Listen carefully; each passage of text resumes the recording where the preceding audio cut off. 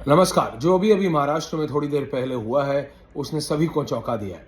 लेकिन अगर आप ध्यान से देखें तो प्रधानमंत्री नरेंद्र मोदी ने साफ तौर से कह दिया था भोपाल से, जब उन्होंने कहा था कि अगर परिवार को जिताना है तो इन नेताओं को जिताओ।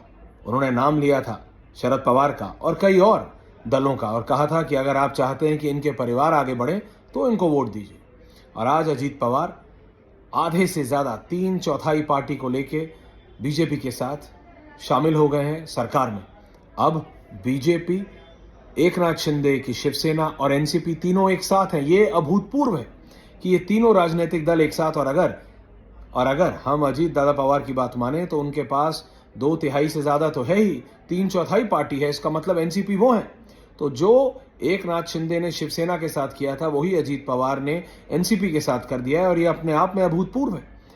ये एक जवाब है उन सबको जो ये कह रहे थे कि देखो अब जो इलेक्शन आएगा उसमें महाराष्ट्र में उद्धव ठाकरे या कोई और जीत सकता है। ये तो साफ कर दिया, Uddhav Thackeray is no more in the game. और शरद पवार जो कहते थे कि उनसे बड़ा राजनेता हिंदुस्तान में कौन, उनको उन्हीं की पार्टी से निकाल दिया गया है। अजीत पवार ये पिछली बार की तरह सुबह सुबह वाली शपथ ग्रहण नहीं है। ये समझना पड़ेगा हमको ये कितना महत्वपूर्ण है। हाउ इंपॉर्टेंट इज दिस, और इसका डायरेक्ट इंपैक्ट 2024 में क्या पड़ेगा। विपक्षी दल परेशान है, हैरान है। वो कह रहे हैं ये हो कैसे गया।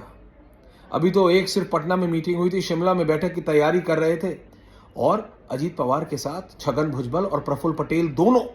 प्रफुल्ल पटेल तो उस विपक्ष की बैठक में भी थे।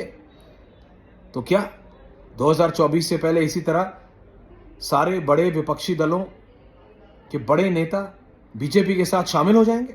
और अगर ऐसा होगा तो बात साफ है कि बीजेपी को 2024 में कोई रोक तो वैसे भी नहीं रहा था, क्योंकि अगर सूत्रों की माने तो 300 सीट बीजेपी अभी भी बहुत कंफर्टेबली जीतने में सक्षम है। लेकिन अगर इस तरह से विपक्ष डिसइंटीग्रेट होता रहा तो फिर टक्कर किससे? कांग्रेस से। और उसमें कौन जीतेगा ये आप भली भांति जानते हैं। लेकिन ये जो एक पॉलिटिकल डेवलपमेंट महाराष्ट्र में हुआ है ये अपने आप में बहुत ज्यादा सिग्निफिकेंट है। और सिर्फ यही नहीं, ये अब दिशा देगा विपक्ष किस तरफ जाएगा 2024 के लिए। और भारतीय जनता पार्टी को ऑन अ नेशनल लेवल ये बहुत ज्यादा स्ट्रांग करता है।